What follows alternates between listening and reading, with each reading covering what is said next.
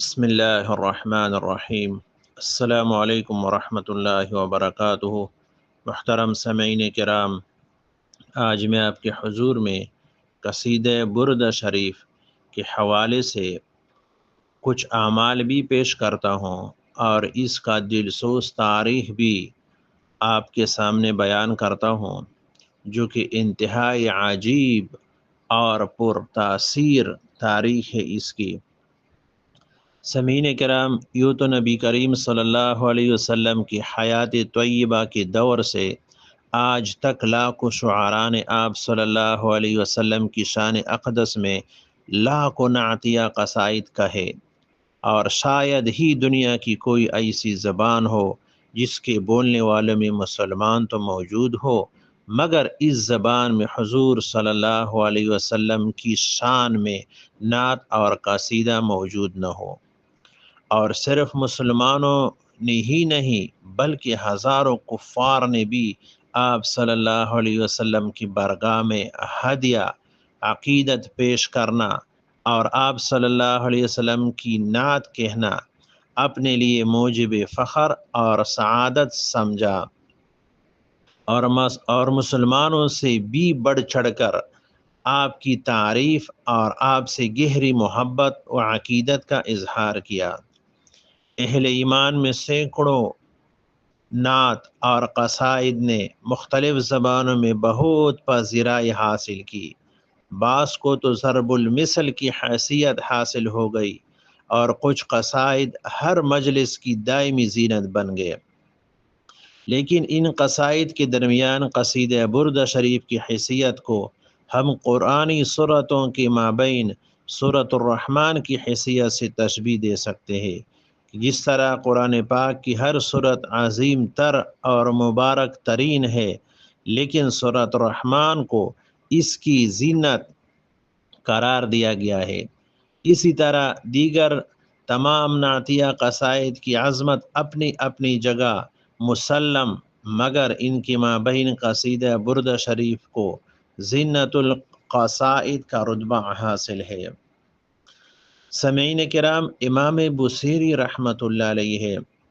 جو شیخ الاسلام حضرت شرف الدین ابو عبداللہ محمد ابن سعید ابن حماد البوصیری کا شمار وقت کے اقطاب اور چوٹی کے مشائخ میں ہوتا ہے۔ ایک مرتبہ فالج میں مبتلا ہوئے اور کافی علاج معالجہ کے باوجود صحت کے آثار نمودار نہ ہوئے، مرض بڑھتا گیا اور معالج بے بس ہوتے دکھائی دینے لگے، بیماری طول پکڑتی اور صحت کمزور پڑتی جا رہی تھی۔ ایک وقت آیا کہ ظاہری اسباب و حالات نے صحت یابی کے حوالے سے مایوسی کی کیفیت پیدا کر دی۔ آپ نے امید کا دامن نہ چھوڑا اور اللہ جل جلالہ کی رحمت کاملہ اور قدرت تامہ سے امید قائم رکھی، اور اللہ تعالیٰ کی دربار میں التجاؤں اور دعاؤں کا سلسلہ جاری رکھا۔ اس اسنا میں آپ کے قلب اطہر پر من جانب اللہ یہ القاء کیا گیا کہ آپ حضور صلی اللہ علیہ وسلم کی شان اقدس میں ایک نعتیہ قصیدہ کہیے۔ آپ نے اس سے پہلے بھی کئی نعتیں لکھی تھی، چنانچہ قلب میں جب من جانب اللہ یہ نیا داعیہ پیدا ہوا تو ایک اور قصیدہ لکھنا شروع فرمایا۔ جب نیا قصیدہ مکمل کر چکے تو ایک دن خواب میں دیکھا کہ حضور صلی اللہ علیہ وسلم ایک مجلس میں رونق افروز ہے، اور وہ اپنا قصیدہ حضور صلی اللہ علیہ وسلم کی خدمت میں پیش کرنے اور آپ کو سنانے کی سعادت حاصل کر رہے ہیں۔ حضور صلی اللہ علیہ وسلم نے حضور صلی اللہ علیہ وسلم ان کے قصیدے سے بہت خوش ہو رہے ہیں، اور جب وہ اس شعر پر پہنچے، کم ابرأت واسبا باللمس راحته واطلقت عربا من ربقة اللمم، تو حضور صلی اللہ علیہ وسلم نے اپنے دست مبارک امام بوصیری رحمۃ اللہ علیہ کے پورے جسم پر پھیرا، اور قصیدے کی انعام کے طور پر ایک یمنی چادر بھی عطا فرمائی۔ امام بصیری رحمۃ اللہ علیہ جب نیند سے پائیدار ہوئے تو بیماری کا نام و نشان جسم میں باقی نہ تھا، فالج کے آثار دور دور تک دکھائی نہیں دے رہے تھے اور آپ مکمل صحت یاب ہو چکے تھے۔ اور یہ دیکھ کر آپ حیران رہ گئے کہ خواب میں حضور صلی اللہ علیہ وسلم نے جو یمنی چادر آپ کو عنایت فرمائی تھی وہی چادر آپ کے اوپر پڑی ہوئی تھی۔ یہ بھی منقول ہے کہ خواب میں چادر عطا فرماتے وقت حضور صلی اللہ علیہ وسلم نے اس قصیدے کا نام بھی قصیدہ بردہ یعنی چادر والا قصیدہ تجویز فرمایا۔ صبح امام بصیری رحمۃ اللہ علیہ کسی ضرورت سے گھر سے باہر گئے تو دیکھنے والے حیرت کی تصویر بن کر رہ گئے کہ آپ تو اتنے عرصے سے فالج کا شکار اور ہلنے جلنے سے معذور تھے، آپ بازار میں اپنے قدموں پر چل کر کیسے آگے؟ انہی بازار میں ایک بزرگ ملے اور آپ سے قصیدہ نقل کرنے کی اجازت چاہی۔ آپ نے فرمایا میں نے تو بہت قصائد کہے ہے، آپ کون سا قصیدہ نقل کرتا ہے؟ انہوں نے فرمایا کہ جو قصیدہ آمین تذکر بجیران ذی سلم سے شروع ہوتا ہے وہ قصیدہ نقل کرنا چاہتا ہوں۔ حضرت بصیری رحمۃ اللہ علیہ نے فرمایا کہ ابھی تو یہ قصیدہ میں نے کسی کو نہ سنایا نہ اس کے بارے میں کسی کو بتلایا ہے، پھر آپ کو اس کی اطلاع کیسے ہو گئی؟ انہوں نے رات کی خواب کا پورا واقعہ من و عن امام بصیری رحمۃ اللہ علیہ کو سنایا کہ آپ نے یہ قصیدہ حضور صلی اللہ علیہ وسلم کو سنایا اور آپ نے نہ صرف اس کو پسند فرمایا بلکہ آپ کی جسم پر ہاتھ پھیرا، جس سے آپ اس بیماری سے شفایاب بھی ہوئے، اور پھر آپ کو ایک یمنی چادر کا تحفہ بھی عنایت فرمایا اور فرمایا کہ اس وقت میں حضور صلی اللہ علیہ وسلم کی مجلس مبارک میں موجود تھا۔ یہ سن کر امام بصیری رحمۃ اللہ علیہ نے اس قصیدے کی ایک نقل انہیں دے دی۔ آہستہ آہستہ اس قصیدے اور اس کی برگاہ رسالت میں پذیرائی اور حضور صلی اللہ علیہ وسلم کی طرف سے یمنی چادر کی بخشش اور امام بصیری رحمۃ اللہ علیہ کی شفایابی کی خبر چار اطراف میں پھیلنے لگے۔ لوگ اس قصیدے کی برکات سے فیضیاب ہونے کے لیے آپ کی خدمت میں جمع ہونے لگے۔ ملک طاہر کے ایک وزیر شیخ بہاؤالدین کو اس قصیدے کے احوال معلوم ہوئے تو وہ اپنے گھر سے حضرت شیخ کی گھر تک ننگے پاؤں ننگے سر احتراماً پیدل چل کر آیا۔ آپ سے پہلے قصیدہ سنا، پھر اس سے نہایت تعظیم و عقیدت سے اپنے سر پر اٹھایا اور اس سے تبرک حاصل کیا اور اس کی نقل حاصل کی۔ انہی وزیر موصوف کی ایک نائب سعد الدین فاروقی تھے جو نبینا ہو گئے تھے۔ ایک رات انہی خواب میں حضور صلی اللہ علیہ وسلم کی زیارت نصیب ہوئی تو آپ صلی اللہ علیہ وسلم نے فرمایا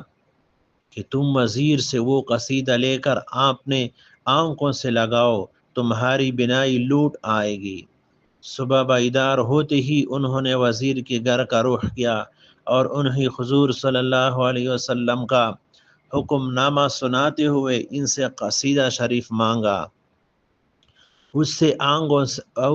آنکھوں سے لگایا ہی تھا کہ بینائی بحال ہو گئی۔ اب تک دنیا میں لاکھوں لوگ اس متبرک قصیدے کے انوارات و کمالات اور فضائل و برکات سے فیضیاب ہو چکے ہیں، اور مشائخ کے بعض سلاسل میں اس کا ورد اہتمام سے کرایا جاتا ہے۔ یوں تو اپنی زندگی کی انوار خداوندی سے معمور و آباد کرنے اور رحمت خداوندی کی ہمہ پہلو برکات سمیٹنے کے لیے اس کا صبح و شام یا ہر نماز کے ساتھ اور بالخصوص تہجد کے بعد اس کا ورد نہایت اعلیٰ و مفید ترین عمل ہے۔ اس سے آخرت اور دنیا دونوں بنتے ہیں۔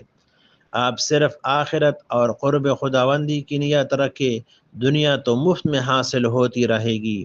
اور دنیا میں جو بنیادی ضروریات انسان کی مطلوبہ خواہش کہلا سکتی ہے وہ آپ کو بن مانگے ملتی رہے گی۔ شفائے امراض، قضاء حاجات، حل مشکلات، حصول مرادات، دفع اعداء، مصائب و علام، بربادی دشمنان، حفاظت از مقاعد اعداء، تحفظ السحر و اسیب و نظر بد، آسانی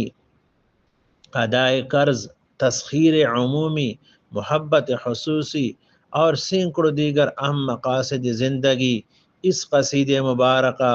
کی برکت سے پورے ہوتے ہیں۔ سامعین کرام، ہم یہاں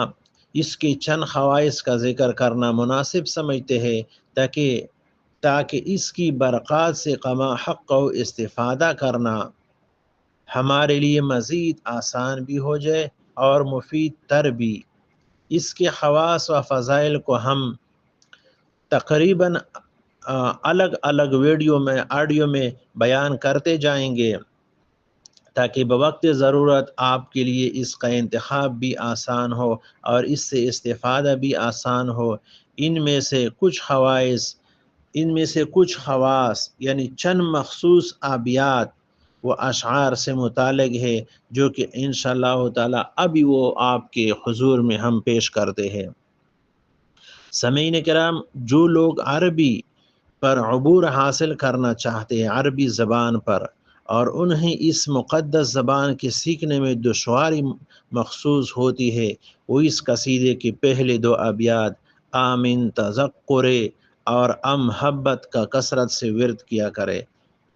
گزارش ہے تمام سامعین کرام سے کہ پہلے آپ قصیدہ بردہ آپ نے لیے لازماً خرید کر اپنے پاس رکھے، اس کے بعد جو میں اس کی خواص بیان کرتا ہوں آپ کے حضور میں، پھر اس کے مطابق اس کی اوراد بھی کر لیا کرے انشاءاللہ تعالی۔ بہت جلد جب یہ دو اشعار آپ پڑھو گے نا تو بہت جلد عربی زبان پر دسترس حاصل ہو جائے گی۔ دینی مدارس کی اساتذہ اگر طلباء کو ان دونوں ابیات کی تلقین فرمائے تو طلباء کو بہت فائدہ ہوگا، یا اس طرح کرے کہ ہر نماز کے بعد 11 یا 21 بار پڑھا کرے۔ دوسری خواص اس کی یہ ہی سامعین کرام کہ آفات و مصائب سے حفاظت کے لیے، برے حالات، آسمانی و زمینی آفات اور دیگر مصائب و بلیات سے بچنے اور محفوظ رہنے کے لیے اس قصیدے کے فصل ثالث کے دو اشعار محمد سید القونین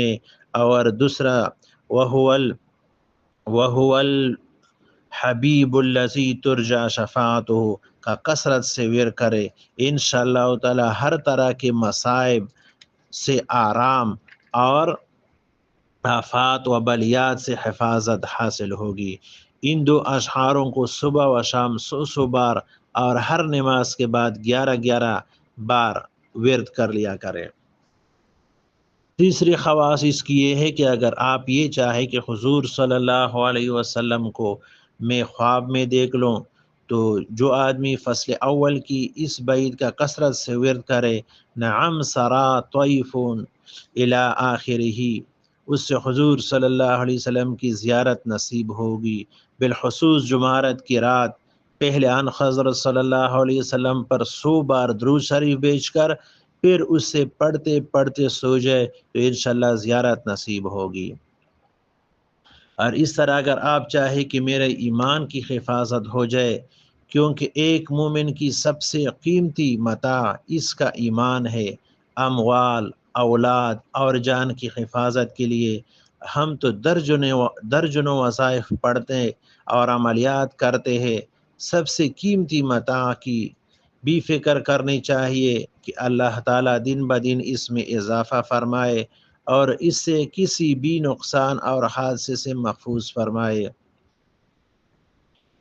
ایمانی سرمائے کی حفاظت کے لیے پہلے 3 بار یہ درود شریف پڑھے، اللہم صلی وسلم علی نبیک البشیر الداعی الیک باذنک السراج المنیر۔ پھر 10 بار فصل ثالث کا یہ شعر پڑھے، دعا الی اللہ الی آخرہ۔ اسی طرح سامعین کرام، اگر آپ چاہتے ہو کہ دشمن پر غلبہ ہو، اسی طرح مجاہدین اسلام کو دشمن پر غلبہ حاصل کرنے کا فکر ہو، مناظرین اسلام کو اسلام دشمن عناصر کے خلاف بحث و جدل اور مناظرہ میں غالب آنے اور کسی بھی مظلوم کو ظالم فریق پر غالب آنے کے لیے فصل ثالث ہی کے 9 اشعار فاق النبیین سے لے کر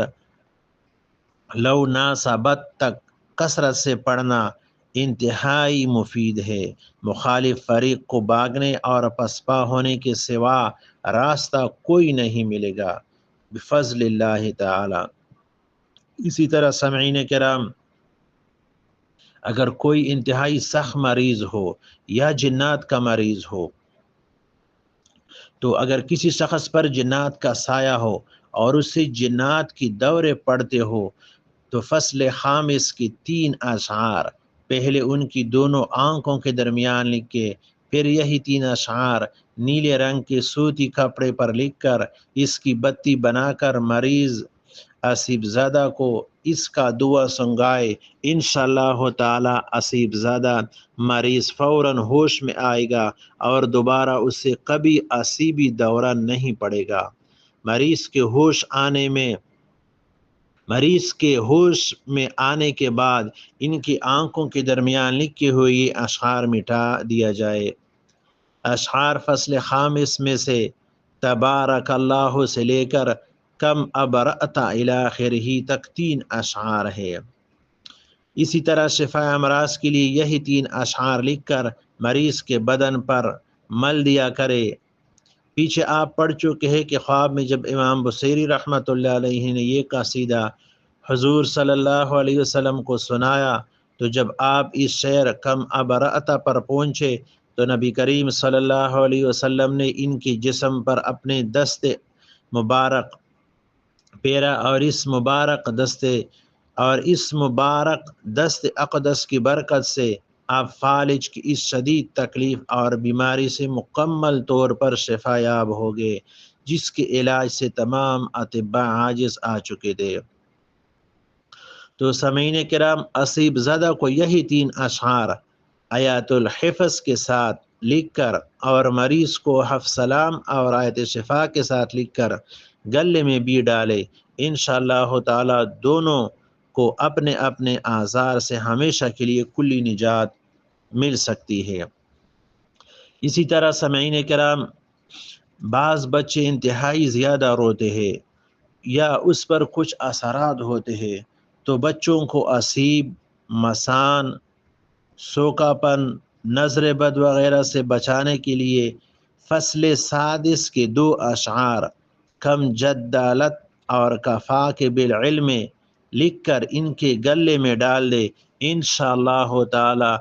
وہ آسیب اور نظر بد وغیرہ سے محفوظ بھی رہیں گے اور اس بچے کا حافظہ بھی تیز ہوگا اور اس کی فہم و ذکا میں بھی ترقی ہوگی۔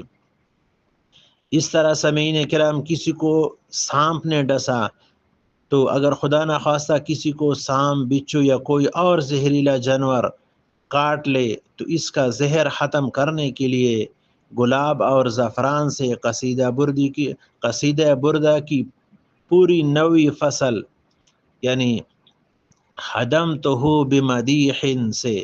ولم ارد زہرتا الی آخرہ تک لکھ کر متاثرہ شخص کو پلائے، انشاءاللہ تعالی زہر اتر جائے گا۔